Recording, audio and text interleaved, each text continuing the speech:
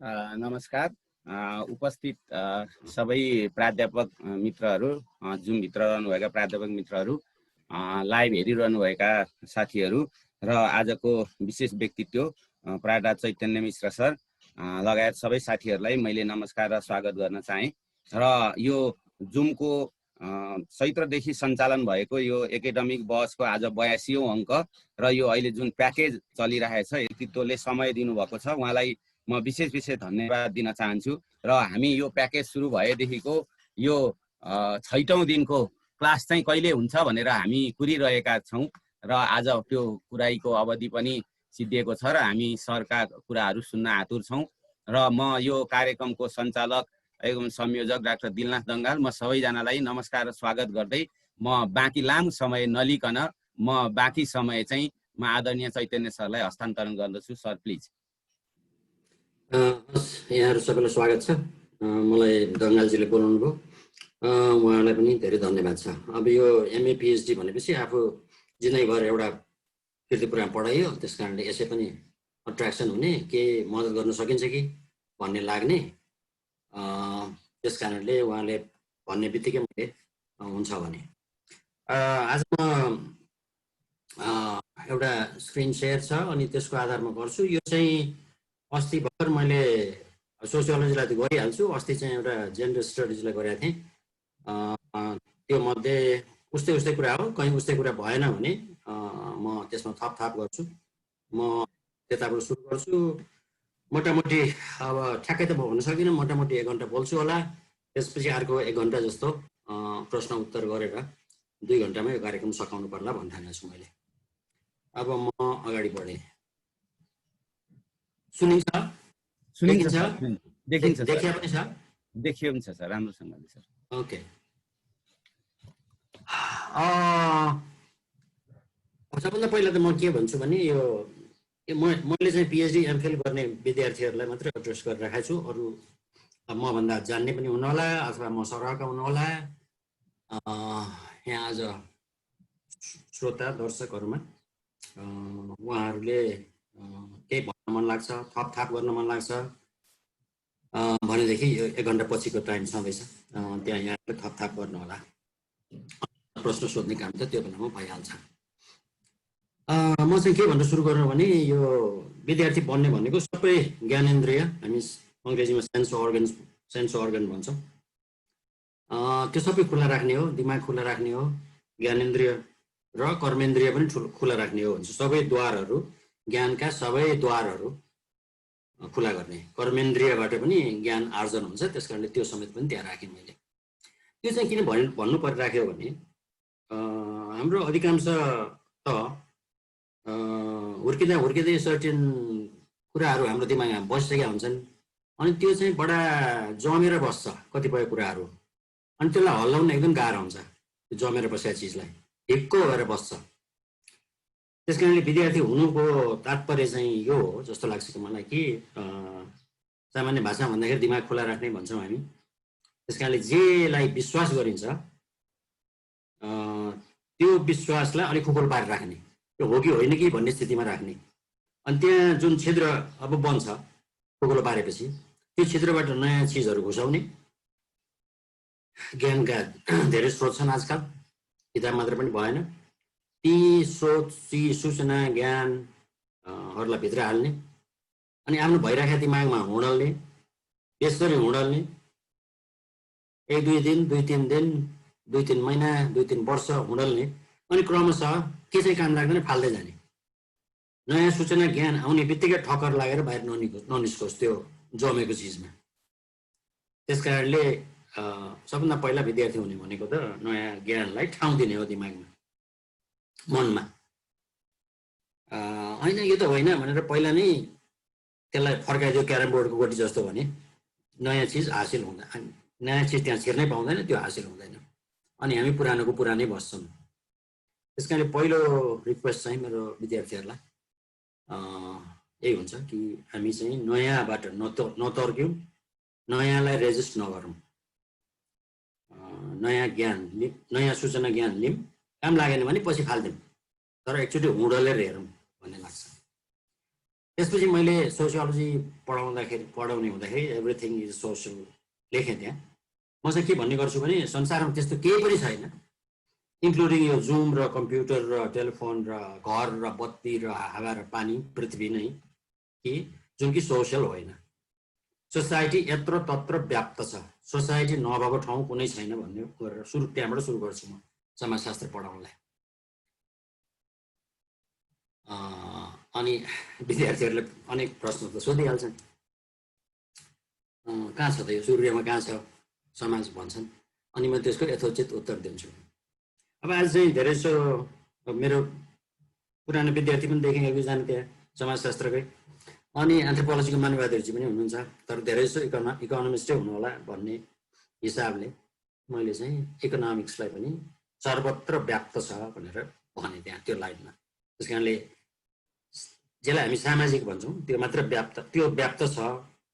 अब समाजशास्त्र पनि त्यो कारणले व्याप्त छ भनेर पढाउँथेँ म, तर अहिले यहाँ मैले भन्नु पर्यो कि अर्थशास्त्रले संसार व्याप्त छ। कुनै त्यस्तो ठाउँ छैन जहाँ कि अर्थशास्त्र नहोस्।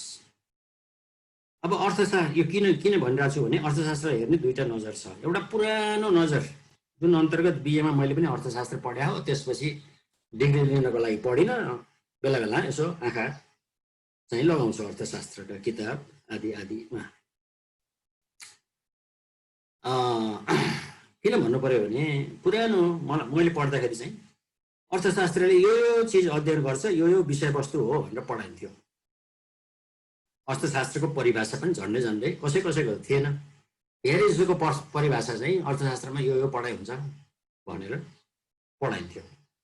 त्यस कारण त्यसलाई चाहिँ सब्सट्यान्टिभ भनौँ, इकोनोमिक्स एज समथिङ सब्सट्यान्टिभ, त्यो छड्के अक्षरमा लेखेको छु मैले त्यो शब्द, खास विषयवस्तुको बारेमा हो अर्थशास्त्र भनेर पढाइन्थ्यो। भने अहिलेको इन्क्रिजिङ कुनै पनि शास्त्रको इन्क्लुडिङ इकोनोमिक्सको बारेको अहिलेको भने पनि धेरै भइसक्यो, यो हामी कहाँ मात्र अलि राम्रोसँग नसिर्या हो। इकोनोमिक्स भनेको र कुनै पनि शास्त्र भनेको पर्सपेक्टिभ हो, दृष्टिकोण हो। अर्थात् अर्थशास्त्र वा कुनै पनि शास्त्र विषयवस्तुमा सीमित छैन, सबै विषयवस्तु सबै विषयका लागि खुला छन्। त्यस कारणले अर्थशास्त्र भनेको एउटा खास किसिमको नजरिया हो, एउटा खास किसिमको दृष्टिकोण हो भनेर लिनु पर्छ भन्ने ठान्छु म चाहिँ। सब्सट्यान्टिभ पनि छ अलिअलि, तर इन्क्रिजिङली सबै शास्त्रको लागि हामी चाहिँ के भन्न थालेका छौँ भने यो चाहिँ खास दृष्टिकोणहरू हुन् कुनै पनि चिज हेर्ने है। जस्तो आजकल अब तपाईँहरूलाई मैले के भन्नु, त्यही पनि यो कन्टेक्स्टमा पिएचडी एमफिल गर्नेहरूलाई भन्नु पर्यो कि आजकल अर्थशास्त्र परिवारको बारेमा लेखिन्छ, जुन चाहिँ पहिला समाजशास्त्रको विषयवस्तु हो भनिन्थ्यो। परिवारको बारेमा लेखिन्छ, प्रेमको बारेमा लेखिन्छ, विवाहको बारेमा लेखिन्छ, डिभोर्सको बारेमा लेखिन्छ, स्कुलिङको बारेमा लेखिन्छ। के विषय अर्थशास्त्र भित्र छिर्दैन भन्ने नै छैन है।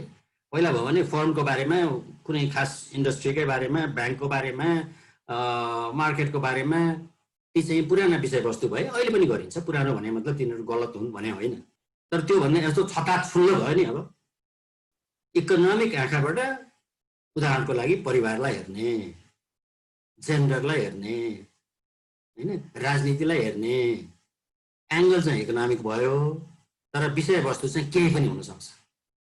त्यस कारणले पिएचडी एमफिल गर्नेहरूले यो मैले नयाँ त होइन, यो त भनौँ भने 50 वर्ष भयो यो दृष्टिकोण आउन थाले, तर त्यति यहाँ प्रचलनमा नआएको मात्रै हो।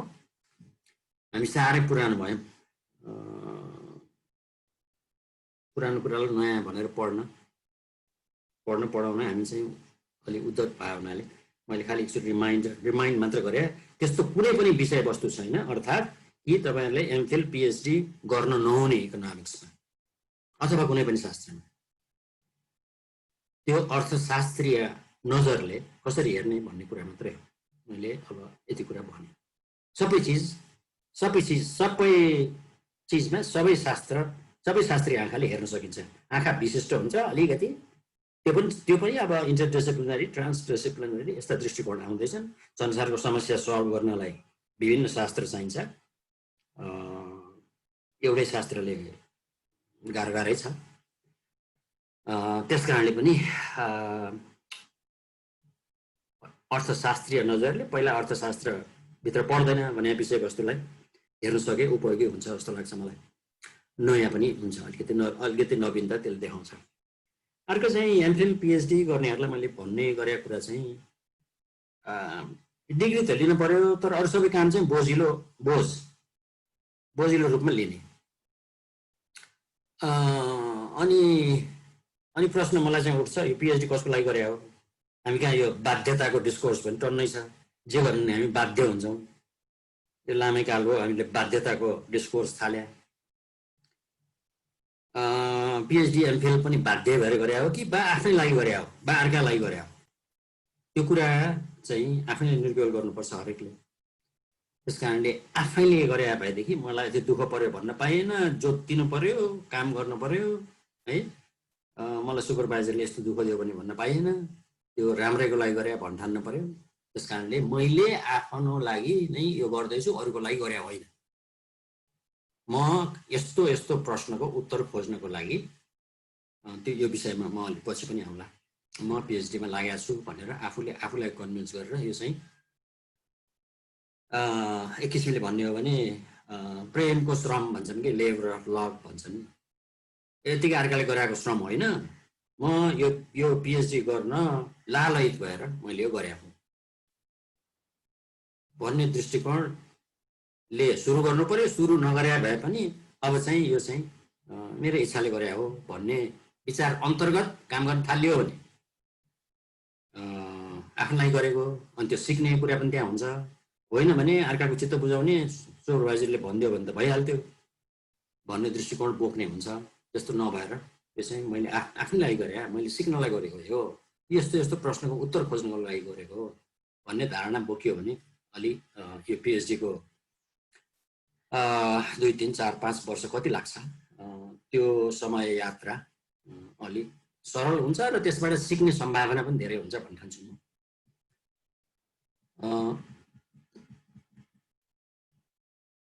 अर्को बुझ्दा है, यो चाहिँ फेरि पनि विद्यार्थी हुने भनेको, पिएचडी गर्ने, एमफिल गर्ने भनेको प्रश्न सोध्ने हो, ठिक प्रश्न सोध्ने हो, प्रश्न सोधिरहने हो, अनन्तर प्रश्न सोधिरहने हो, बच्चा जस्तो प्रश्न सोध्ने हो। तपाईँको कतिजना बच्चा छ होला, बच्चाले एउटा प्रश्नको उत्तर दियो, अनि त्यो चाहिँ त्यो उत्तरमा फेरि प्रश्न गर्छ, फेरि त्यो उत्तर दियो, फेरि प्रश्न गर्छ।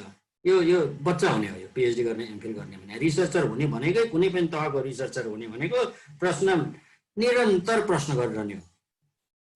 अब त्यो कुरा भन्न किन महत्त्वपूर्ण भयो भने हामीलाई आम कुरा, आफ्नो खास गरी आफ्नो वरिपरि भएको, आफ्नो समाजमा भएको कुरा यो यस्तै हो, यो नर्मल हो, अनि हामीलाई प्रश्नै उठाउन मन लाग्दैन।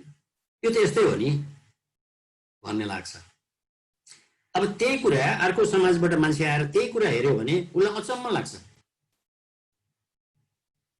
अनि उसले प्रश्न उठाउँछ, अनि उसले प्रश्न रिजल्भ गर्न पनि अटेम्प्ट गर्छ, अनि उसले के निकाल्छ, एउटा आर्टिकल निकाल्छ, एउटा किताब निकाल्छ, के निकाल्छ, अनि हामी चाहिँ हेरे हुन्छौँ। त्यो किन पनि हुन्छ भने हाम्रा अरू कमजोरी पनि छन्, तर एउटा मुख्य कारण त के हो भने हामी प्रश्नै गर्दैनौँ। हामीलाई यो चाहिँ नर्मल हो जस्तो लाग्छ। हाम्रो वरिपरि भएको सबै कुरा हामी यदि अभ्यस्त हुन्छौँ नि, यो नर्मल हो जस्तो लाग्छ। जस्तो अस्ति मैले जेन्डर स्टडिजको विद्यार्थीहरूलाई भनेको थिएँ, भने हजारौँ उदाहरण दिन सकिन्थ्यो, तर एउटा उदाहरण हामी मध्ये कसैको चाहिँ अब बिहाको लागि बरबधु छान्ने तरिका एउटा हुन्छ, अर्को हुन्छ हामी भित्रै, नेपालको भित्रै नै होइन। जस्तो उदाहरणको लागि कसैको काकाको छोरा, काकाको छोरी, फुपूको छोरा बिहा हुन्छ, त्यो बिचमा बिहा हुन्छ, कसैकोमा हुँदैन। तर त्यो हुनेले पनि नहुने यो चाहिँ हामी कहाँ किन हुन्छ, अरू कहाँ किन हुँदैन भने किन सोध्दैन? किनभने त्यो त चलनै छ, त्यो त रीतै हो, त्यो परम्परा हो, यो प्रश्न गर्ने कुरै होइन जस्तो लाग्छ हामीलाई। तर यो प्रश्न गर्न एकदमै जायज कुरा हो। त्यस्तै कतिपय विषयवस्तुहरू इकोनोमिक्स पनि भइहाल्छ, त्यो चाहिँ तपाईँहरूले सोच्नु होला। त्यस कारणले के चाहिँ यो के हो, किन हो, भन्ने कुरा निरन्तर सोधिराख्ने, त्यसलाई आमकरण नगर्ने भन्छु। म चाहिँ यो जेनरलाइजलाई अर्कै उदाहरण दिन्छु।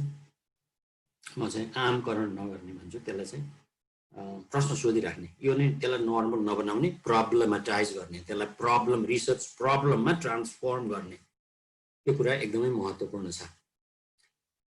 अनि त्यो प्रब्लम बनाएपछि मात्रै अनि त्यो प्रब्लमको रेजोल्युसन खोज्न सकिन्छ। कुनै पनि तपाईँलाई थाहै छ कि कुनै पनि रिसर्च गर्नको लागि एमफिल पिएचडी लगायत अरू सबै रिसर्च गर्नको लागि एउटा खास इन्टेलेक्चुअल प्रब्लम खडा गर्नुपर्छ, अनि क्रमशः त्यसको रेजोल्युसन खोज्नतिर गइन्छ।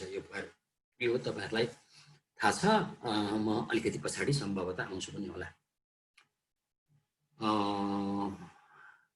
अनि त्यसको साथसाथै अब हामी रिसर्चमा साइन्समा के भन्छौँ भने कसैलाई विश्वास नगर्ने, आफैलाई पनि विश्वास नगर्ने, सेल्फ क्रिटिकल हुने, अरूको पनि क्रिटिकल हुने। क्रिटिकल भने गाली गर्ने भने मात्र होइन, फेरि आजकल यो क्रिटिकल हुने भनेको आलोचनात्मक चेत भनेर कसले अनुवाद गरिदियो, हामी त्यो समातेछौँ। समालोचनात्मक चेत हो, आलोचनात्मक चेत होइन। गुण दोष छुट्याउने हो, दोष मात्र यो भनेर औँलो ठड्यो पनि होइन, त्यसको गुण पनि होला नि, केही पनि चिजको गुण पनि होला नि। अनि त्यो गुण छुट्याउने, दोष छुट्याउने। हाँसले पानीको पानी, दुधको दुध छुट्याउँछ भन्छ नि, त्यो दुइटै छुट्याउने, एउटा मात्रै हाने गर्ने होइन, दोषै मात्र देख्ने होइन। त्यस कारणले अनि नयाँ एभिडेन्स, नयाँ इन्फर्मेसन आउँदाखेरि बटुल्ने, कन्सियसली बटुल्ने। मैले पहिला यसो भने हो कि होइन त भनेर तन्मय भइराख्ने, अनि अरूले त यसो होइन यसो हो भनेर भन्छ, फेरि अर्को रिसर्चर आउँछ त्यो त गर्ला, तर आफै पनि सजग भइराख्ने कि मैले भनेको कुरा कति हदसम्म सत्य हो त, सत्य हो कि होइन त भन्ने कुरा चाहिँ हरदम एक्जामिन गरिराख्ने स्पिरिट चाहिँ पिएचडी एमफिल गर्नेहरूले लगायत सबै रिसर्चरहरूले बोकिराख्नुपर्छ। यहाँ त के चलन छ भने पहिला भन्ने चिजबाट अलिकति पनि यताउता भइयो कि त अनि घाँटी सभा दिइहाल्छन् है। तर संसार चेन्ज भइसक्यो, सूचना चेन्ज भइसक्यो, नयाँ सूचना आइसक्यो, त्यसको आधारमा हो मैले पहिला यसो भने, त्यो भन्नुको कारण यो थियो, अब मैले यसो भने यो भन्नुको कारण यो छ भन्न पाइन्छ। आफ्नो कुरा काट्न पाइँदैन भन्ने छैन। नयाँ सूचना, नयाँ संसारसँग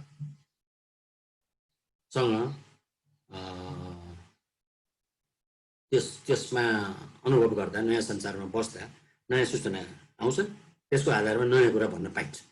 पहिलाको कुरो गलत भए पनि त्यही कुरा पनि ठिक हो भन्नु चाहिँ मूर्खता हुन्छ। अर्को मुद्दा, हामी चाहिँ एमफिल पिएचडीहरू चाहिँ एउटा लिमिटमा छौँ। मैले चाहिँ यो चाहिँ पिएचडीको कन्टेक्स्टमा लेखेँ। विद्यावारिधि, यसको गाम्भीर्य बुझौँ भन्नु लागेको मैले। सर्टेन शास्त्रको हामी त्यसको लिमिटमा जाँदैछौँ। फेरि यति भनेर यो भन्नु मैले चाहिँ के भन्छ पृष्ठभूमि दिनु आवश्यक हुन्छ कि पिएचडी भने सबै कुरा जान्यो भने होइन। यो चाहिँ यो विषयमा अलिकति बढी जान्नेहरूले माथिल्लो श्रेणीमा पुग्यो, अब यसको लागि द्वार खुला भयो ज्ञानको खोजी गर्नको लागि, यो चाहिँ ढोकाबाट निस्क्यो भने हो। त्यस कारण सबै कुरा जान्यो, यो चाहिँ सर्वज्ञानी भयो भने त होइन। तरै पनि एउटा विद्याको यो चाहिँ सीमामा पुग्यो भने त हो विद्यावारिधि। जतिसम्म जान्न पर्ने त्यसको त्यो सीमामा छ है। अब यो चाहिँ साँच्चीको एक्लै यसलाई एडभाइजर पनि चाहिएन, सुपरभाइजर पनि चाहिएन, आफ्ना पियरहरू त छँदैछन्, अरू प्रोफेसर छँदैछन्, अथवा अरू जान्ने मान्छे छँदैछन्, त्यो त छँदैछ, तर यसलाई प्रत्यक्ष निगरानी गर्ने मान्छे चाहिएन। अब यसले आफै सत्य तथ्यको खोजी गर्न सक्छ, ज्ञानको खोजी गर्न सक्छ भने हो। त्यस कारणले त्यो चाहिँ विद्यावारिधि भनेको त्यो सीमामा पुग्ने प्रयत्न। अहिले त्यो ज्ञान, अहिले त्यो शास्त्रको त्यो क्षेत्रको भनौँ न अझ ज्ञान कहाँ छ? हामी अङ्ग्रेजीमा स्टेट अफ द आर्ट भन्छौँ नि, कुन सीमासम्म पुगेको छ त्यो ज्ञान? त्यो ज्ञानको मीमांसा, त्यो सीमासम्म, त्यो ज्ञानको सीमा कहाँसम्म पुगेको छ त्यसको मीमांसा गर्ने हो। त्यो तहसम्म त पुग्यो। त्यसै कारणले विद्यावारिधि भन्ने डिग्री प्राप्त भयो, हुनेवाला छ भनेपछि आफूले त्यो हदमा पुग्ने नै प्रयत्न गर्नुपर्छ। अब त्यो चाहिँ फेरि किन भनिरहनु पर्यो भने अधिकांश थिसिस त्यो तहको हुने गरेको छैन। त्यस कारणले त्यहाँ पुग्नको लागि मैले कति कठिन कुरा त गर्दैछु, मलाई थाहा छ त्यो, तर गर्नु पर्यो त्यही। कमसेकम त्यसको नजिक त पुग्नु पर्यो होइन। एकदम एमएको थिसिस लेखाए जस्तो पिएचडीको थिसिस लेख्ने, अथवा कुनै कुनैमा त त्योभन्दा पनि कम गर्ने ले चाहिँ त्यो तहमा पुग्नेलाई लाज हुन्छ भन्न चाहन्छु म। त्यस कारणले मेहनत त गर्नै पर्यो, त्यो तहमा पुग्नै पर्यो। त्यसपछिको कुरा तपाईँहरूको एमफिल बा पिएचडी केमा एमफिल पिएचडी गर्नुभयो भनेर भन्यो भने, कसैले सोध्यो भने नयाँ एमफिल नयाँ डाक्टरहरूले के भन्ने चलन छ भने त्यो एमफिल पिएचडी गरिएको टपिक भन्ने चलन छ। मैले चाहिँ यो विषयमा गरेँ भनेर, जस्तो भनौँ न economics of tobacco industry in Nepal, something like that, त्यो टपिक भन्ने चलन छ। तर मेरो आग्रह छ कि तपाईँको पिएचडी त्यसमा होइन, तपाईँको पिएचडी इकोनोमिक्समा हो। तपाईँको सर्टिफिकेट हेर्नुभयो भने पनि तपाईँको पिएचडी इन इकोनोमिक्स लेखा हुन्छ, PhD in economics of tobacco industry in Nepal भनेर लेखा त हुँदैन। त्यस कारणले तपाईँको फन्डामेन्टल इकोनोमिक्सको पिएचडीको फन्डामेन्टल कुरा चाहिँ इकोनोमिक्स बुझ्नु पर्यो। टोबाको त बुझ्नै पर्यो, तर इकोनोमिक्सलाई चाहिँ खार्नु पर्यो। त्यसमाथि टोबाको इन्डस्ट्रीको इकोनोमिक्स बारे त झन् सीमामै पुग्नु पर्यो। त्यस कारणले त्यो टपिकमा मात्र होइन, तपाईँको पिएचडी टपिकमा खासै गरेर होइन भन्छु म चाहिँ। तपाईँको पिएचडी इकोनोमिक्स हो भने इकोनोमिक्समा हो, सोसियोलोजी भने सोसियोलोजीमा हो, पोलिटिकल साइन्स भने पोलिटिकल साइन्समा हो। त्यस कारणले त्यो टपिकको ज्ञाता, त्यो न्यारो ज्ञाता तपाईँ होइन। पिएचडी भनेको एक किसिमको फैलावट पनि हो। अहिले म त्यसलाई न्यारो गर्ने कुरा पनि बताउँला, तर एक किसिमको फैलावट पनि हो कि त्यो शास्त्रमा तपाईँ ज्ञाता हुनुभयो भन्ने कुरा पनि हो। त्यही बारेमा भन्दैछु म। फेरि विद्यावारिधि पनि छ, फेरि विश्वविद्यालय भन्ने पनि छ नि है। हामी त विश्वविद्यालयमा पढ्छौँ नि, त्यो विश्वविद्यालय भन्ने शब्द पनि गरुङको छ, गम्भीर छ। अब तपाईँहरूको इकोनोमिक्समा के हुन्छ भने, हाम्रो सोसियोलोजीमा चाहिँ एमएदेखि नै जुन बेलादेखि थिसिस लेख्नुपर्छ। के चलन अधिकांश विद्यार्थीको, अधिकांश हुन आधी जस्तो विद्यार्थीको अब अलिअलि परिवर्तन हुँदै हुनुहुन्छ विद्यार्थी पनि, हामी पनि गर्ने प्रयत्न गर्दैछौँ। होइन भने नेपालको फलानु प्रान्तको, फलानु जिल्लाको, फलानु म्युनिसिपालिटीको, फलानु वडामा त्यो थिसिस गरेको भन्ने चलन छ। अनि त्यसको नाम दिने त्यहाँको, अनि भन्न पनि लाज हो नि, त्यो अक्षांश देशान्तर नदी नालाबाट त्यसले नै 5-7 पेज खान्छ। तर वास्तवमा त के हो भने इकोनोमिक्सको वा सोसियोलोजीको वा कुनै पनि शास्त्रको त्यसरी जियोग्राफिकल्ली लिमिटेड हुने कुरा त्यति ठिक होइन। हामी इम्पेरिकल एभिडेन्स त पक्कै पनि सानो ठाउँ खोज्छौँ, सर्टेन नम्बर अफ फ्यामिलीजको गरौँला, सर्टेन गाविसमा जाउँला, सर्टेन प्रान्तमा जाउँला, त्यो आफ्नो ठाउँमा त ठिकै छ। किनभने इम्पेरिकल एभिडेन्स खोज्न अनलेस यु डु यो के भन्छ लार्ज डेटा भन्ने चलन छ आजकल है। लार्जै नभइकन हामी कहाँ पनि अब सेन्सस छ, संसारभरि सेन्सस छ, अनि कतिवटा 60-70 मुलुकमा लिभिङ स्ट्यान्डर्ड मेजरमेन्ट सर्वेहरू छन्, अनि धेरै मुलुकहरूमा डेमोग्राफिक हेल्थ सर्वे छ। त्यस्तै डेटा त कति अहिले त भनेर साध्य भएन है। गएको 30-40 वर्षमा त यो डेटाको त अपार भण्डार र एकदम अलमल्लिने भण्डार, त्यो पारै गर्न सक्ने भण्डारहरू खडा भएको छ संसारभरि। त्यस्तो डेटामा गर्नुपर्छ भन्ने ठान्छु म चाहिँ, यो प्राइमेरी डेटा भन्दा। तर प्राइमेरी डेटा पनि बेला बेलामा काम लाग्छ। त्यस जुन विषयमा त्यस्तो लार्ज स्केल डेटा छैन भने अनि त्यो प्राइमेरी डेटातिर जानुपर्छ भन्ने मलाई लाग्छ। त्यो तपाईँहरूलाई पनि त्यस्तै लाग्ला। तर अहिले मैले भन्न लागेको चाहिँ कुरा के हो भने, हामी विश्वविद्यालयमा छौँ। त्यस कारणले जे विषयमा हामी पिएचडी गर्दैछौँ त्यसको विश्वरूप के हो, त्यसको फलानु गाउँको स्वरूप होइन कि त विश्वरूप के हो। संसारभरि छन् नि त्यस्तै कुराहरू। है। टोबाको इन्डस्ट्रीमा अघि मैले एउटा उदाहरण दिएँ, टोबाको इन्डस्ट्री संसारभरि छ हो। तपाईँको एम्पेरिकल एभिडेन्स तपाईँले नेपालबाट बटुल्नु होला, अथवा कुनै कुनै फर्मले संसारभरिको टोबाको इन्डस्ट्रीको डेटा राखेको छ, तपाईँलाई चाहिने किसिमको डेटा भने त्यो प्रयोग गर्नु होला है। त्यस कारणले त्यसलाई हेर्दै नहेरिकन, संसारको टोबाको इन्डस्ट्रीको बारेमा केही पनि नलेखिकन, त्यसबाट केही पनि नसिकिकन, त्यसबाट रिसर्च क्वेसन नबनाइकन, त्यसलाई रिभ्यू गरेर त्यसबाट खास तपाईँको रिसर्च क्वेसन त त्यसबाट निश्चित हुने हो है। त्यो पढेर त्यो लिटरेचरको बारेमा, लिटरेचर रिभ्यूको बारेमा अलिकति पछाडि आउँछु। त्यस कारणले विश्वविद्यालय भनिनुको, खालि यति मात्र भनौँ अहिले चाहिँ, कि विश्वविद्यालय भनिनुको अर्थ चाहिँ के हो भने यहाँ चाहिँ विश्वबारे पढाइ हुन्छ भने हो। फलाना गाउँको फलानो वडाको बारेमा होइन। त्यस्ता गाउँ वडा संसारभरि यत्रो तत्रो छ। त्यस कारणले हाम्रो अध्ययनले एम्पेरिकल एभिडेन्स त सर्टेन लिमिटेड ठाउँ गर्छ, किनभने संसारभरि हामी घुम्न सक्दैनौँ, प्राइमेरी डेटा खोज्नेहरू खास गरी। तर लिटरेचर त छ नि, संसारभरिको त्यही विषयको लिटरेचर त छ नि। त्यस कारणले त्यो लिटरेचरलाई छान नमारिकन, रिभ्यू नगरिकन, त्यसबाट रिसर्च क्वेसनहरू निश्चित नगरिकन हामी एकदमै स्थानिक हुन सक्दैनौँ। विश्वविद्यालयबाट विद्यावारिधि गर्ने, विश्वविद्यालयबाट दिने विद्यावारिधि डिग्रीको लागि। त्यस कारणले खास ठाउँको बारेमा होइन हाम्रो थीसिस हुनु हुँदैन। यो चाहिँ खास ठाउँकोबाट एम्पेरिकल एभिडेन्स लिने आफ्नो ठाउँमा छ, तर यो चाहिँ विश्वको बारेमा बोल्नुपर्छ थीसिसले। त्यस कारणले एकदम साँगुरो आँट सानो गर्ने होइन, मन फुकाउने हो र चाहिँ मेहनत गर्ने हो भन्ने ठान्छु।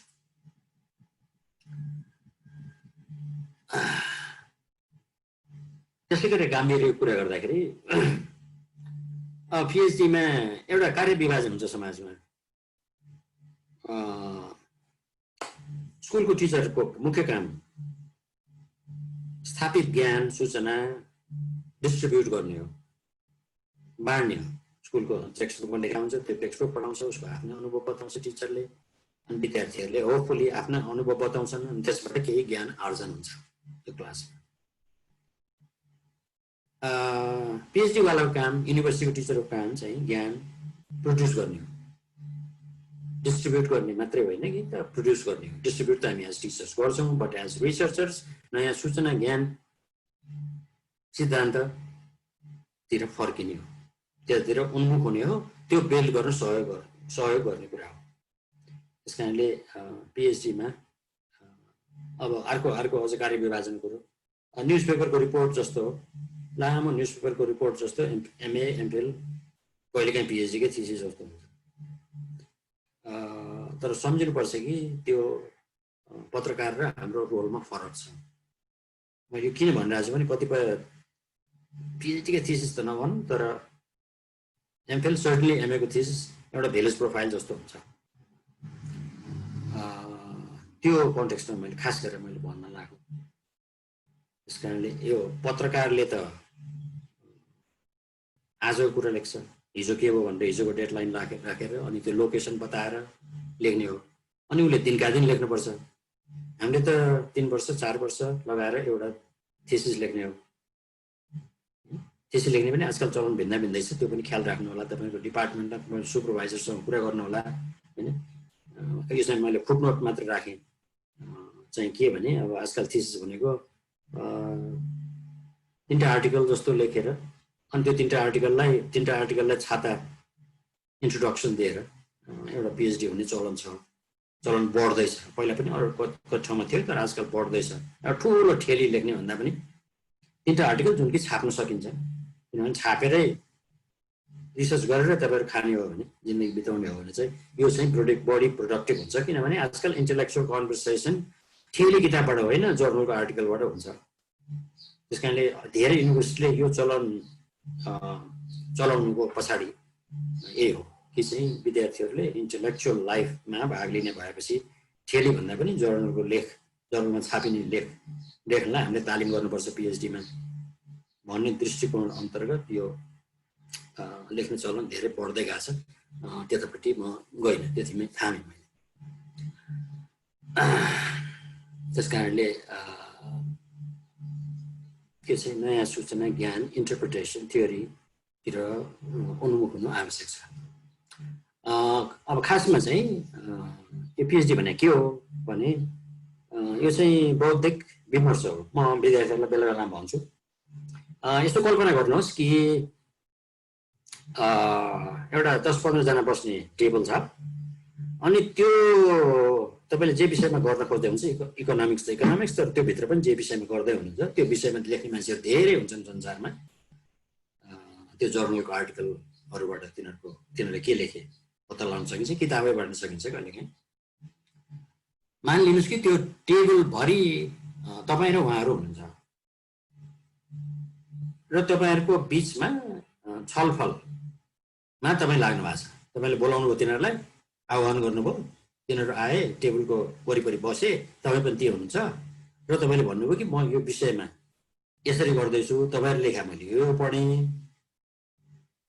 मलाई चाहिँ यस्तो लाग्यो। अनि लिटरेचर रिभ्यू गर्ने भने खास यस्तै हो होइन। त्यसलाई एउटा कल्पना चाहिँ त्यसरी गरे हुन्छ कि टेबल वरिपरि त्यो बारेका जानिफकार छन्, तपाईँ पनि त्यही हुनुहुन्छ होइन, र तपाईँ एक किसिमको छलफल, एक किसिमको शास्त्रार्थ गर्दै हुनुहुन्छ। यो पिएचडी भने शास्त्रार्थै हो, त्यो शास्त्रको अर्थ लगाउने आफ्नो विषयको। ती गुरुहरूको वरिपरि, गुरुहरूलाई वरिपरि राखेर तपाईँ बस्नु भएको छ र उहाँहरूसँग छलफल गर्नु वा शास्त्रार्थ गर्नु गर्दै हुनुहुन्छ। त्यसरी इमेजिन गऱ्यो भने अलिक सजिलो पर्छ कि जस्तो लाग्छ मलाई। मैले चाहिँ विद्यार्थीलाई भन्ने गर्छु। र त्यो इन्टेलेक्चुअल कन्भर्सेसन भनेर त्यो बी भन्दा माथिल्लो बुँदामा मैले भन्नुको अर्थ अर्को पनि छ कि चाहिँ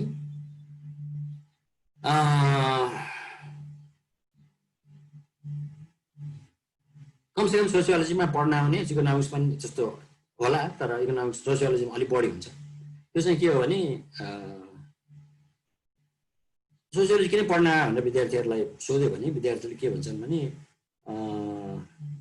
यो फलानुले, फलानु गरिबले, फलानु जातकोले, दलितले, महिलाले वा गरिबै बाहुन होला के होला, यिनीहरूले दुःख पाएछन्, अथवा त्यो रिक्सावालाले दुःख पाएछ, अथवा फलानुले दुःख पाएछ, त्यो दुःखलाई अलिक कम गर्नलाई सकिन्छ कि भनेर म समाजशास्त्र पढ्न आएको भन्छन्। यो चाहिँ संसारभरि नै हो, यहाँ पनि त्यस्तै छ। भनेको सुधारतिर लागेर हुन्छ, अनि त्यही अनुरूप थेसिसको पछाडि लामो रेकमेन्डेसन हुन्छ। यसो यसो यसो यसो गऱ्यो भने दुःख हराउनुहुन्छ भने जस्तो छोटकरीमा भन्नुपर्दा। तर मेरो दृष्टिकोणमा त्यो गलत कुरा हो। थेसिसमा रेकमेन्डेसन लेख्ने नै गलत कुरा हो भन्छु म। हामी चाहिँ सुधार भन्दा पनि विश्लेषण गर्न सिक्नुपर्छ। सुधार गर्नु पर्दैन भने होइन, मैले हामी नागरिक पनि हौँ, त्यो नागरिकको हिसाबले हामीलाई सुधार गर्नु आवश्यक पनि लाग्छ। तर यो कुरा केही समयलाई 2-3 वर्ष 4 वर्षलाई पिएचडी गरुन्जेललाई, एमफिल गरुन्जेललाई थाँती राखौँ भन्छु म चाहिँ। यो 2 वर्ष यस्तो हो, यो 4 वर्ष यस्तो हो जहाँ कि हामीले विश्लेषण गर्न सिकौँ, अनि त्यो पछि गर्न सकिन्छ। त्यस कारणले यो चाहिँ विश्लेषण प्रधान ठाउँ हो, यो चाहिँ सुधार प्रधान ठाउँ होइन। त्यो सुधार गर्नलाई त हामी त्यत्रा राजनीति गरिरहेका छौँ, सिंहदरबारै राखेका छौँ, के राखेका छौँ। एउटै काममा किन जोरी खोजिरहनु? उनीहरूले नगर्ने काम गरौँ न। यो युनिभर्सिटी भनेको विश्लेषण गर्ने ठाउँ। फेरि सुधार र विश्लेषण त्यस्तरी छुट्याउनु पनि सकिँदैन जसरी मैले अहिले प्रस्तुत गरेँ, त्यो म बुझ्छु। तर प्रायोरिटी चाहिँ पक्कै पनि यो विश्लेषण गर्न सिकौँ, इकोनोमिक एनालिसिस गर्न सिकौँ, वा आफ्नो शास्त्रको किसिमको विश्लेषण गर्न सिकौँ। त्यो चाहिँ महत्त्वपूर्ण हुन्छ। सुधारको लागि टाइम छ। सुधारको लागि धेरैजना मान्छे लागेका छन्। त्यहाँ मान्छे खट्ट भएर, विचार खट्टै भएर सुधार नभएको होइन। यदि कहीँ सुधार भए पनि होला, कहीँ भएको छैन, त्यो चाहिँ विचार नभएर भएको होइन भन्ने मलाई लाग्छ। त्यो चाहिँ कमिटमेन्ट नभएर मात्रै हो सुधार नभएको ठाउँमा। म दोस्रो सेक्सनमा लागेँ। टाइम आधा घन्टा कति भयो? आधा घन्टा भयो। म अब अलि छिटो जान्छु।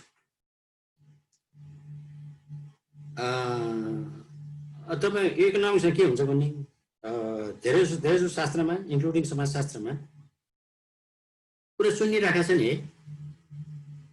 हजुर सुनिरहेको छ सर, राम्रोसँग सुनिरहेको छ। हस् थ्याङ्क यू, म अलमलमा परेँ। ए होइन सर, ठिक छ। शास्त्रमा थ्योरी भन्ने शब्द चाहिँ बडा के भन्छ नि, डरलाग्दो भूत हुन्छ। त्यसलाई भूतै मान्न पर्दैन, त्यो सरल कुरा छ। यो थ्योरी भन्ने चाहिँ यसरी भनौँ, त्यो तेस्रो बुँदाबाट जान्छु म सुरुमा, त्यो बी अन्तर्गत त्यो तेस्रो बुलेट। यो थ्योरी भनेको, अनि म चौथोमा जान्छु। दुईटा कुरा हो जस्तो लाग्छ। एउटा चाहिँ तात्कालिकताबाट उक्लिने र स्थानिकताबाट उक्लिने। हामीले अघि भने जस्तो फलानु प्रदेशको नेपालकै अनि अरू देशतिरको अवस्था पनि भएन, अनि फलानु प्रदेशकै अनि फलानु त्यही प्रदेशमा मात्र कन्सन्ट्रेट भयो, अरूतिरको अवस्था पनि भएन, अनि फलानु म्युनिसिपालिटी अनि त्यहाँको पनि फलानु वार्ड, त्यहाँको पनि फलानु गाउँ भन्दै अत्यन्त कङ्क्रिट मूर्त हुँदै गयो भने हामी थ्योरीतिर लाग्दैन, हामी त्यहाँको कथातिर, भिलेज प्रोफाइलतिर लाग्छ। त्यो ठाउँको एउटा प्रोफाइल लेख्छ भने अब त्यो स्थानिकताबाट उक्लिने हो भने त्यस्तै गाउँ त्यस्तै बस्ती त्यस्तै मान्छे संसारभरि छन्। अब त्यो ठाउँ र त्यो संसारभरिको केही ठाउँ, सबै ठाउँ त छान मात्र साथै पनि भन्ने कुरा भएन, को सामिप्य छ। कतिपय कुरामा भौगोलिक दूरी छ, तर कतिपय कुरामा सामिप्य छ। त्यो सामिप्य उजागर गर्नु पर्यो, देख्नु पर्यो कि यहाँका मान्छे, यहाँको रीतिरिवाज, यहाँको इन्स्टिट्युसन, यहाँको मार्केट, यहाँको उद्योग त्यहाँ ठुलो होला, यहाँ सानो होला, तर उस्तै हो उद्योग। कतिपय कुरामा सामिप्य पनि छ। त्यो सामिप्य देख्ने थालियो भने हामी स्थानिकताबाट उक्लिन्छौँ। अब त्यसै गरेर तात्कालिकता, हाम्रो आजकलको रिसर्चमा अत्यन्त तात्कालिक हुने गरेको छ। त्यसले इतिहासलाई समेट्दैन। आजकै भोलि हिजो यस्तो भयो भने त्यसको बारेमा चिज लेख्यो, त्यसको ट्रेन्ड पनि नहेर्यो, त्यसको हिस्टोरिकल फ्लो बहाव, ऐतिहासिक बहाव पनि नहेर्यो होइन, अनि त्यसको लङ्गिट्युडनल नबनायो। अब नबनाएर नि हुन्छ, सबैलाई सबै बनाउनु पर्छ भने त छैन इम्पेरिकली, तर एउटा दृष्टिकोण त हुनु पर्यो नि। यो कसरी इभल्भ भयो, जे अध्ययन गर्न लागि छ त्यो कसरी इभल्भ भयो, त्यसको हिस्टोरिकल फ्लो कस्तो रह्यो भनेर कमसेकम इन्ट्रोडक्टरी च्याप्टरमा चाहिँ त्यो उल्लेख हुनु अत्यावश्यक छ जस्तो लाग्छ मलाई चाहिँ। त्यस कारणले थ्योरी भनेको, थ्योरीको मुख्य कुरा तात्कालिकता र स्थानिकतालाई ट्रान्सेन्ड गर्ने, त्यहाँबाट उक्लिने। तात्कालिकतालाई रिस्पेक्ट गर्ने, स्थानिकतालाई रिस्पेक्ट गर्ने, तर त्यहाँबाट उक्लिने होइन। त्यस कारणले अघि भने जस्तो विश्वरूप हेर्ने, त्यो विश्वरूप तपाईँलाई फेरि लिटरेचर देखाउँछ। तपाईँले घुमेर भ्याउनुहुन्न, म पनि भ्याउँदिनँ, पिएचडी गर्ने मान्छेले भ्याउँदैन होइन। त्यो भ्याउने चाहिँ अरू लेखा पढेर हो। अरूले अरू ठाउँको लेखा हुन्छ, तपाईँले यहाँको लेख्दै हुनुहुन्छ होइन।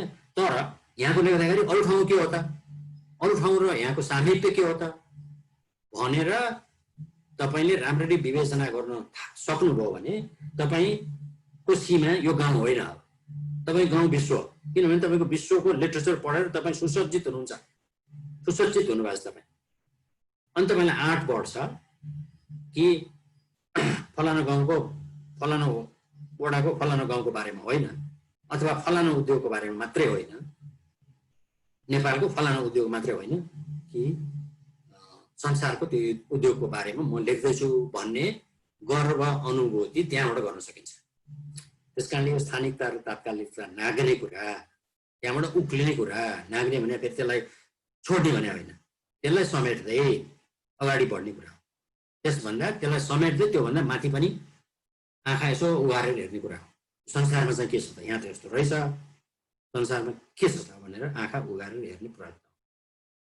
अनि फोर्थ बुलेटमा गएँ, त्यो चाहिँ कजल रिलेसन, को रिलेसन। इकोनोमिक्सलाई अलिक बढी सोसियोलोजीकोलाई भन्दा यो थाहा हुन्छ कि कार्यकारण सम्बन्ध के हो, सहसम्बन्ध के हो, यो के कुरा केसँग जोडिया छ, के भएर के हुन्छ। यो कार्यकारण सम्बन्ध स्थापित गर्ने अथवा सहसम्बन्ध, जुन ठाउँमा कार्यकारण सम्बन्ध स्थापित गर्न सकिँदैन, कतिपय ठाउँमा सकिँदैन। वास्तवमा आइडियल्ली भन्ने हो भने कार्यकारण सम्बन्ध कहिले पनि स्थापित गर्नै सकिँदैन, एकदम कडा रूपमा हेर्ने हो। अब हामीले गफ चलन गरेका छौँ, तर त्यो मोटामोटी कुरा हो कार्यकारण सम्बन्ध स्थापित गर्ने कुरा, तर गर्नुपर्छ। मैले गर्नु हुँदैन भने होइन, यो चाहिँ ज्यादै कडा रूपमा हेऱ्यो भने सकिँदैन भने मात्रै हो, तर ज्यादै कडा रूपमा हेरिराख्नु पर्दैन, मोटामोटी यस्तो हो भन्नु मिल्छ कार्यकारण सम्बन्ध। अनि त्यसपछि कार्यकारण सम्बन्ध जहाँ स्थापित गर्न सकिँदैन त्यहाँ चाहिँ कोरिलेसन हेर्ने हो। अनि त्यसपछि वर्णन गर्ने कुरा त छँदैछ, मैले त्यहाँ वर्णन कुरा त्यहाँ लेखिनँ। हाम्रो पहिलो काम वर्णन गर्ने, त्यसपछि व्याख्या गर्ने हो। व्याख्या गर्ने भनेको त्यही व्याख्या गर्ने भनेर हामी एक्सप्लेन गर्ने भन्छौँ। एक्सप्लेन गर्ने भनेको यो शास्त्रहरूको कन्टेक्स्टमा त्यही कजल रिलेसन, कोरिलेसन स्थापित गर्ने, स्थापित गरेर रिभ्यू गर्ने, इन्टरप्रेट गर्ने भनेकै हो। त्यस कारणले डिस्क्रिप्सन र एक्सप्लेनेसन हाम्रो फन्डामेन्टल, कुनै पनि साइन्सको फन्डामेन्टल के भन्ने अब्जेक्टिभ। त्यो दुईवटा लास्ट बी अन्तर्गतको लास्ट 2 बुलेट्सको कुरा गरिसकेपछि त्यो माथिका दुईवटा बुलेट वास्तवमा त्यसका अङ्ग मात्रै हुन्। कङ्क्रिटबाट सुरु गर्छौँ भनेको त्यही अघि भने जस्तो फलानु गाउँको, अनि हामी एब्स्ट्राक्टतिर लाग्छौँ, अरू ठाउँको पढेर त्यसलाई जेनरलाइज गर्न, जेनरल पिक्चर के हो त, त्यो विश्वरूप के हो त, त्यो एब्स्ट्राक्टतिर अनि हामी लाग्छौँ। अनि दोस्रो हुँदा चाहिँ त्यो एब्स्ट्राक्ट र कङ्क्रिटको बिचमा हामी भ्रमण गरिरहेछौँ, कङ्क्रिटबाट एब्स्ट्राक्ट, एब्स्ट्राक्टबाट कङ्क्रिट। त्यो वर्ल्डको इन्फर्मेसनले हाम्रो डेटामा के भन्छ, हाम्रो सूचनामा के भन्छ हाम्रो गाउँकोलाई, अनि हाम्रो गाउँको सूचनाले त्यो वर्ल्ड लेभल सूचनालाई के भन्छ, त्यसको इम्प्लिकेसन के हो, यो दुईटाको बिचमा हामी चाहिँ फन्को लगाइरहन्छौँ, लेखि नसिद्धिन्छौँ। हामी कन्टिन्युसली ट्राभल गरेर राख्छौँ त्यहाँ, अर्थात् त्यो इन्डक्टिभ डिडक्टिभ ल्याडरमा हामी चक्कर काटेर हुन्छौँ। इन्डक्टिभ भनेको कङ्क्रिटबाट एब्स्ट्राक्टमा जाने, एकबाट अनेकमा जाने, डिडक्टिभ भनेको अनेकबाट एकमा आउने है। कहिलेकाहीँ म पढाउँदाखेरि उपमा दिइरहेको हुन्छु। कङ्क्रिट अर्थात् त्यसलाई चाहिँ एउटा बालुवाको एउटा कण भन्न सकिएला उदाहरणको लागि, अथवा पानीको एउटा थोपा भन्न सकिएला। अनि एब्स्ट्राक्ट चाहिँ मरुभूमि र महासागर। त्यो बालुवाको कण र मरुभूमिको बिचको सम्बन्ध के हो? एउटा नभइकन अर्को हुन सक्दैन। त्यसै गरी पानीको थोपा र महासागर कनेक्टेड छन्, त्यो कनेक्टेडनेसको प्रकृति कस्तो हो अब बताउने कुरा हो। त्यस कारणले यो दुईटाको बिचमा कण र थोपा एकातिर, मरुभूमि र महासागर अर्कोतिर, हाम्रो गाउँ एकातिर, संसार अर्कोतिर, यो दुईटाको बिचमा ट्राभल गरिराख्नुपर्छ। त्यसको इम्प्लिकेसन के हो यसलाई, त्यसको इम्प्लिकेसन के हो यसलाई भन्ने बारेमा हामी फनको मारे गरिराख्नुपर्छ। सर हजुरले स्लाइड सो गरिराख्नु भएको छ? हजुर स्लाइड सो गरिराख्नु भएको छ कि छैन सर? छ त, छैन र त्यहाँ? यहाँ त आएन सर। अनि अघि आयो भन्नुभएको थियो त होइन? होइन, अघि एकपल्ट सट्टा आयो अनि त्यसपछि आएन सर। अनि म त सरले गर्ने बाँकी होला भनेर अनि यहाँ आएन सर। हजुरलाई को होस्ट दिइसकेको छ, सायद सेयर गर्न मिल्छ। अघि के भयो त कसरी गरिन्छ त्यो त सर यहाँ आएन, आउनु पर्ने, त्यहाँ कसरी भएन त? यहाँ त आएन सर। कहिले गर्न सक्ने सर? फेरि एकपल्ट गर्नु पर्ला सर।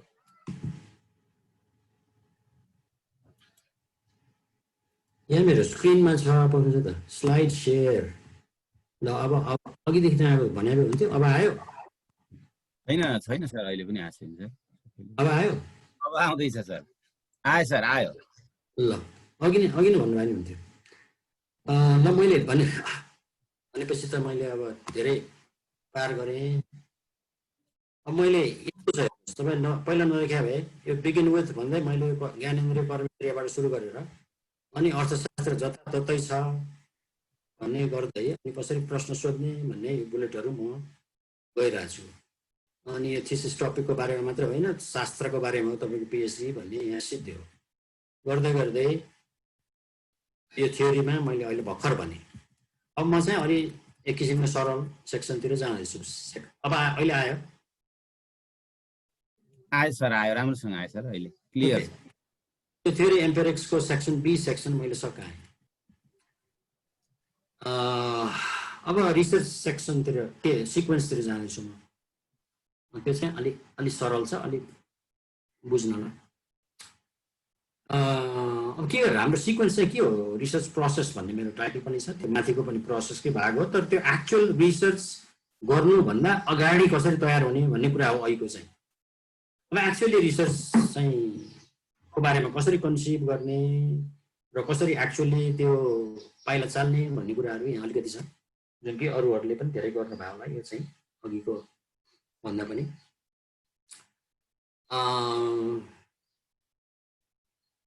अब एउटा टेन्टेटिभ टपिक त हामी छान्छौँ। अनि अब धेरैजना विद्यार्थीको चाहिँ सुरुको बेलामा चाहिँ म यो विषयमा गरौँ भन्ने हुन्छ, विषय टक्क भन्ने हुन्छ। अनि म चाहिँ सँगै भन्ने गर्छु त्यस्तो विषय केही पनि छैन जसमा कि एमफिल वा पिएचडी गर्नु सकिँदैन। किनकि अघि मैले अघि पनि भने कि कुन दृष्टिकोणले हेर्ने भन्ने मात्रै हो। जहाँसम्म अब सोसियोलोजीको विद्यार्थीलाई मैले भन्ने चाहिँ, अनि त्यही इकोनोमिक्सको लागि पनि एप्लाई हुन्छ पक्कै, कि समाजशास्त्रीय दृष्टिकोणले हेर्न सकियो भने जे विषयमा पनि गर्न सकिन्छ। त्यसै गरेर अहिलेलाई भन्न सकिन्छ कि दृष्टिकोण चाहिँ अर्थशास्त्रीय बन्नु पर्यो, विषयवस्तुको सीमै छैन। कुनै पनि विषयवस्तुमा यो पिएचडी वा एमफिल गर्न सकिन्छ। त्यसपछि टपिक एउटा मोटामोटी यो हो भनेर छानेपछि त्यो टपिक चाहिँ कसरी आउँछ त आफ्नो मनमा भन्ने पनि कुराहरू छन्। अब मेरो दृष्टिकोणमै सबभन्दा उपयोगी दृष्टिकोण चाहिँ आफ्नो मनमा जे कौतूहल हुन्छ पहिलादेखि, सानोदेखि हुर्किँदाखेरि त्यो चाहिँ कसरी भयो होला भन्ने हुन्छ नि मान्छेको मनमा। त्यस्तो छ भने सबभन्दा राम्रो त्यो विषय जस्तो लाग्छ। तपाईँहरू कहिले विषय छानिसक्नुभयो, यो कुरा भनेर धेरै फाइदा छैन, त्यस कारणले म छोट्याउँछु। तर जसले छान्नु भएको छैन उहाँहरूलाई चाहिँ उपयोगी होला। कि आफूलाई त्यस्तो कौतूहल छ भने सबभन्दा राम्रो त्यो कौतूहलले आफूलाई धेरै अगाडिसम्म पुर्याउँछ, तानिन्छ, त्यसले मोटिभेट गर्छ आफूलाई। त्यस कारणले त्यो विषयवस्तु सबभन्दा राम्रो हो भन्ने ठान्छु। त्यस कारणले यो विषयमा गर्नुहुन्न भन्ने नै छैन, जे विषयमा नि गर्न सकिन्छ। त्यसपछि प्रोग्रेसिभ रिभ्यू अफ लिटरेचर भनेको छु मैले।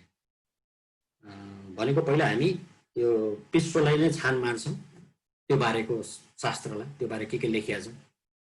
तपाईँ पिएचडीमा कतिवटा 100 कतिवटाको बिब्लियोग्राफी बनाउनु भने हुन्छ अरे 100, अब त्योभन्दा नि बढी पनि होला, तर 100 भनौँ न यसलाई। त्यसपछि क्रमशः तपाईँ ठ्याक्कै साँघुरो चाहिँ ल्याउनुहुन्छ। अनि त्यसको उपमा चाहिँ एउटा फनलको उपमा दिने गरिन्छ किताबहरूमा। फनलमा त्यो सोलीमा तपाईँ जसरी त्यो सोली साँघुरिँदै जान्छ, त्यसरी तपाईँको पठनको दायरा पनि अलिकति साँघुरिँदै जान्छ। अनि त्यो जुन अन्त्यमा आएर पाइप जस्तो हुन्छ सोलीमा, त्यसबाट त्यो रिभ्यू गर्दै जाँदाखेरि अनि म अहिले भन्ने गरेको चाहिँ टप टप टप 3टा क्वेसन जोइन्छ। त्यो सबै त्यहाँ हुँडलिसकेपछि त्यो फनलमा हाल्ने क्रममा सबै लिटरेचर हुँडलिएपछि तपाईँको आफ्नै अनुभव पनि हुँडलिएपछि तपाईँको अनुभव इज एज भ्यालिड एज कुनै पनि किताबमा लेखेको। तपाईँको जीवन्त अनुभव जुन तपाईँले जिन्दगीमा भोग्नुभयो, तपाईँका आफन्तले भोगे, तपाईँका साथीले भोगे, ती महत्त्वपूर्ण डेटा हुन्। त्यो अत्यन्तै महत्त्वपूर्ण छ। त्यस कारण त्यसलाई कम नआक्नुहोस्। किताब मात्रै, गुरु मात्रै सर्वस्व नमान्नुहोस्, आफ्नै अनुभवलाई स्थान दिनुहोस्। होइन, यो दुईवटा घोल्नुहोस्, आफू र अरू पढेका कुरा र आफ्नो अनुभव घोल्नुहोस्। होइन, रिभ्यू गर्ने भनेको रिभ्यू भन्ने चाहिँ त्यहाँ मैले सर्टकटमा लेखेको छु। रिभ्यूलाई के भन्छ नि, सन्धि विग्रह गरेर हेर्नुहोस्, रिभ्यू। त्यस कारणले रिभ्यू कसरी गर्ने त, कसरी हुन्छ त भने आफ्नै दृष्टिकोणबाट हेर्ने। मेरो अनुभवले मलाई एक किसिमको चेतना दिएछ, अनि मेरो अनुभवले त्यो पढ्दाखेरि के भन्छ त्यसले हामी क्रिटिकली पढ्ने भन्छौँ, रिफ्लेक्टिभली सेल्फ रिफ्लेक्टिभ हुने भन्छौँ। भनेको मेरो दृष्टिकोणमा त्यो आर्टिकलमा के छ के छैन, कसरी छ कसरी छैन। होइन, हरेक आर्टिकललाई त्यहाँ लेखेर समरी गर्ने होइन। अहिले तपाईँहरूलाई त्यहाँ समरी गर्नु भनेको छ, के अरे एनोटेटिभ बिब्लियोग्राफी भनेको छ, समरी हो। तर समरीले पुग्दैन, त्यसलाई चाहिँ आफ्नो दृष्टिकोणले हेर्ने हो। एक दुई, तपाईले 10 वटा आर्टिकल पढ्नुहुन्छ भने पनि त्यहाँ 10 थरी नभए पनि 5 थरी दृष्टिकोण त हुन्छन्। अब त्यो एउटा दृष्टिकोणले अर्कोलाई पढ्नुहोस्। त्यो 10 वटा मध्ये पनि 10 वटा आर्टिकल पढ्दा नि वा 10 वटा किताब पढ्दा त्यो 10 वटा मध्ये एउटा अथरको आँखाबाट अर्को अथरलाई हेर्नुहोस्, अब रिभ्यू गर्नुहोस्। त्यसकारणले अनि क्रमशः रिभ्यू गर्दै जाँदाखेरि तपाईको रिसर्च प्रब्लम वा रिसर्च क्वेसन तप सुइने हदसम्म उडाल्नुहोस्। त्यसलाई 3टा क्वेसन निस्किन्छ, निकाल्नुहोस् त्यहाँबाट आफ्नै अनुभव र त्यसको घोलबाट पढेकोबाट। त्यो घोलबाट महत्त्वपूर्ण प्रश्नहरू यो हो भनेर निकाल्नुहोस् र ती महत्त्वपूर्ण किन हुन् भनेर त्यसलाई जस्टिफाई गर्नुहोस्। यो पिएचडी गर्ने भनेको जस्टिफाई गरेरै बस्नुपर्छ। म यसो गरेँ, मैले यसो गरेँ भनेर पुग्दैन। त्यो किन गरेँ भनिराख्नुपर्छ। जस्टिफिकेसन चाहिँ फन्डामेन्टल हुन्छ। म यसो गरेँ भन्ने मात्र पुग्दैन। त्यसपछि सबभन्दा पहिला रिसर्च प्रब्लम निर्माण गर्ने हो। अघि मैले प्रब्लमेटाइज पनि भनेको थिएँ नि। रिसर्च प्रब्लम वा रिसर्च क्वेसन्स वा त्यसलाई कहिलेकाहीँ अब्जेक्टिभ पनि भन्ने गर्छौँ हामी। तर अब्जेक्टिभ लेखेपछि रिसर्च क्वेसन लेखिराख्नु पर्दैन होला कि अब के फेरि के चलाउँछ। हरेक युनिभर्सिटीको आफ्नो चलाउनु हुन्छ। कोही त्यो नचाहिने कुरा भयो लेख भनेर हुन्छ दोहोऱ्याइ तेह्रैकन। त्यसलाई कि अब्जेक्टिभ भन्नु होला कि रिसर्च क्वेसन भन्नु होला, दुइटै भन्नु आवश्यक छैन भन्न चाहन्छु। अथवा रिसर्च प्रब्लम र रिसर्च क्वेसन भने चाहिँ रिसर्च प्रब्लम चाहिँ समष्टि हो, रिसर्च क्वेसन्स भने चाहिँ त्यसको पार्ट्सहरू व्यष्टिहरू हुन्। अथवा व्यष्टि एकै ठाउँमा राखेपछि त्यो समष्टि हुन्छ। रिसर्च प्रब्लम भने समष्टि, क्वेसन्स भने व्यष्टि भन्नु। अब त्यसपछि नेक्स्ट स्टेप भनेको त्यो प्रश्न जुन 3टा प्रश्न तपाईँले राख्नुभयो अब आफ्नो लागि, त्यो प्रश्न हल गर्नको लागि, त्यसको उत्तर भेटाउनको लागि के खालको सूचना आवश्यक छ। के खालको सूचना भयो भने तपाईँ त्यो प्रश्न हल गर्न सक्नुहुन्छ। त्यो domains and locations of required information हो। त्यो डोमेन चाहिँ के प्रश्न चाहिन्छ, कस्ता खालका प्रश्नहरू चाहिन्छन्, प्रश्नको क्षेत्र के हो, अर्थात् के क्षेत्रमा प्रश्न खोज्नुहुन्छ र त्यो कहाँ प्रश्न पाइन्छ, त्यो कहाँ पाइन्छ त्यो सूचना।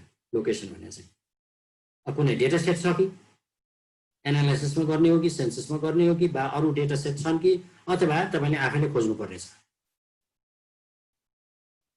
त्यो कुरा domains and locations of required information and justification र फेरि पनि जस्टिफिकेसन। सबभन्दा राम्रो ठाउँ त्यही हो त, सबभन्दा राम्रो क्वेसनहरू त्यही हो त कि छुट्यो, कुनै महत्त्वपूर्ण प्रश्न छुट्यो, त्यो क्वेसनलाई उत्तर दिन चाहिने महत्त्वपूर्ण प्रश्न छुट्यो, अथवा कुनै प्रश्न यस्तो पर्यो त्यो आवश्यकै थिएन। त्यस कारणले यो निफानी राख्नुपर्छ।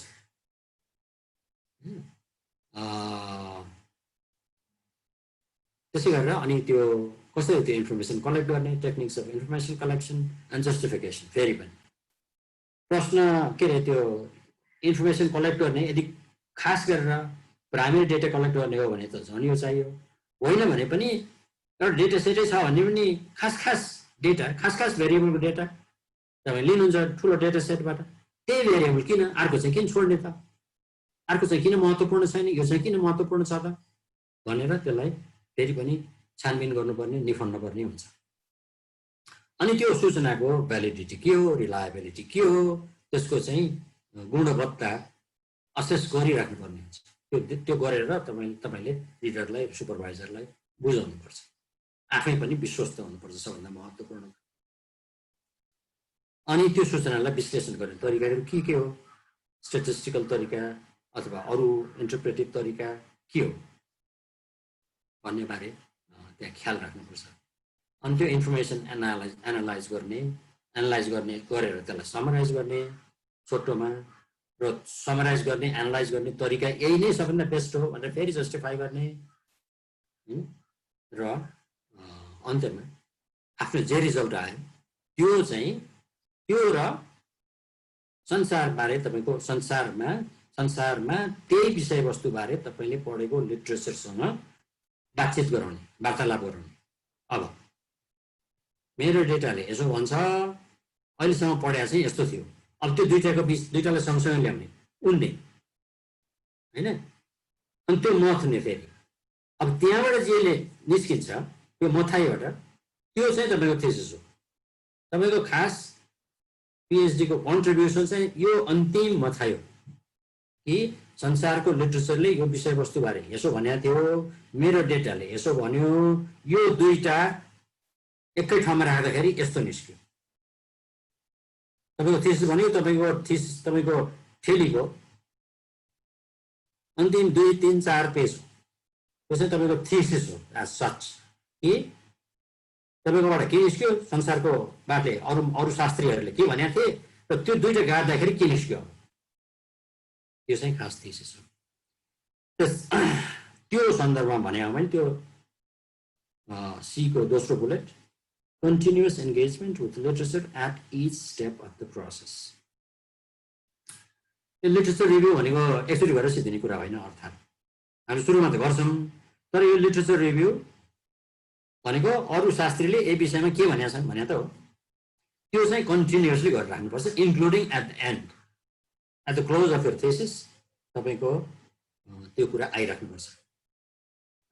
अब टाइम धेरै अगाडि बढ्यो हुनाले म अलिक छिटो गर्नु पर्यो। म त्यता यो दोस्रोमा जान्न, त्यो टपिकको बारेमा मैले पहिला कुरा गरेको थिएँ। त्यो पहिलो बुलेट आफूलाई जे पहिलादेखि मलाई यो विषयमा जान्न मन छ भनेर लागेको छ, टपिकको सेलेक्सन त्यताबाट गर्ने, deep questions, long held and deep क्वेसन्सबाट अलिकति त्यो विषयवस्तु छान्न सकिन्छ, प्रश्नहरू निस्किन सक्छ। त्यसपछि प्रोमिनेन्ट अथरहरू को हुन् तपाईँको शास्त्रको त्यो विषयमा लेख्ने, तिनीहरूको लिटरेचर पढेर आफूले विषयवस्तुको बारेमा निर्क्युल गर्न सकिन्छ। त्यसका फेरि अथरहरू अब पहिला के हुन्थ्यो भने विद्यार्थीहरूले, मै पढ्दा पनि त्यस्तो हुन्थ्यो, मै पढाउन थालेपछि विद्यार्थीले किताबै पाएन सर भन्थे। अब अहिले किताब भने त यस्तो छ्यापछ्याप्ती भयो नि है, अनि यो झन् इन्टरनेट आएपछि त छान्नुको समस्या भयो। अब छैन होइन, छान्ने चाहिँ गर्यो को भने चाहिँ को चाहिँ हो यसको प्रबुद्ध, कुन चाहिँ सबभन्दा बेस्ट आर्टिकल हो चाहिँ महत्त्वपूर्ण भयो। त्यो चाहिँ अब पढ्दा थाहा हुन्छ। अरू शान्तिनी तरिका त छन्, सबभन्दा ठुलो लेखकको 5 जनाको यो विषयवस्तुका सबभन्दा ज्ञाता भन्ने, तर मुख्यतः त्यो पढेर थाहा हुन्छ, पढ्दै थाहा हुन्छ। त्यो अरू विषयवस्तु छान्ने तरिका आफ्ना गुरुहरू पनि हुन्, करेन्ट इभेन्टहरू पनि हो, अखबार पढेर टपिक चुज गर्न सकिन्छ। यो अघि भनेकै कुरा हो, त्यो प्रब्लमेटाइजिङ। अघि त्यो रिसर्च क्वेसन अर प्रब्लम मैले अघि भनिसकेँ, यो चाहिँ बौद्धिक विमर्श हो पिएचडीको कुरा भने। यो चाहिँ सोसियल प्रब्लम सल्भ गर्ने कुरा प्रायः जस्तो होइन। अघि मैले जुन सुधारात्मक कुरा गरेँ, त्यो इन्टेलेक्चुअल प्रब्लम भनेको चाहिँ इन्टेलेक्चुअल सोसियल प्रब्लम हेर्दाखेरि उस्तै देखिन्छ, तर हामी पिएचडीमा सोसियल प्रब्लम सल्भ गर्ने होइन भन्ने ठान्छु म चाहिँ। यद्यपि कसैले पोलिसी फिल्ड छान्यो भनेदेखि त्यस्तो हुन पनि सक्ला। त्यस कारण फेरि त्यो एनालिसिस र रिफर्म जस्तो अघि भने त्यो एकदमै छुटे पनि छैन, तर केलाई प्रायोरिटाइज गर्ने भन्ने चाहिँ एकदमै महत्त्वपूर्ण छ कि। अब सोसियल प्रब्लम भन्दाखेरि जे नेगेटिभ कुराहरू छन् समाजमा त्यसलाई हामी सोसियल प्रब्लम भन्छौँ। जस्तो इकोनोमिक्समा भनिएला इन्फ्लेसनलाई भनिएला, अनइम्प्लोइमेन्टलाई भनिएला।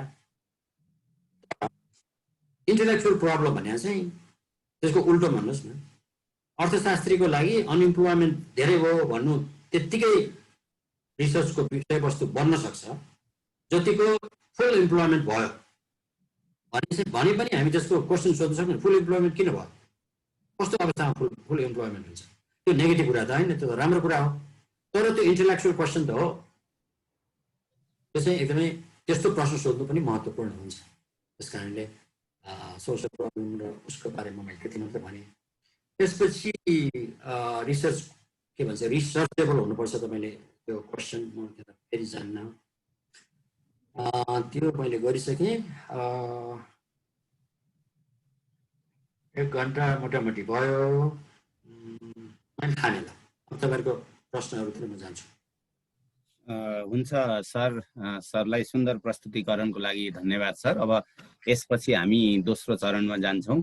दोस्रो चरणमा चाहिँ सहभागी साथीहरूका जिज्ञासा रहनेछन्। म साथीहरूलाई ह्यान्ड रेज गर्न अनुरोध गर्दछु र क्रमैसँग मैले चाहिँ साथीहरूलाई समय दिनेछु।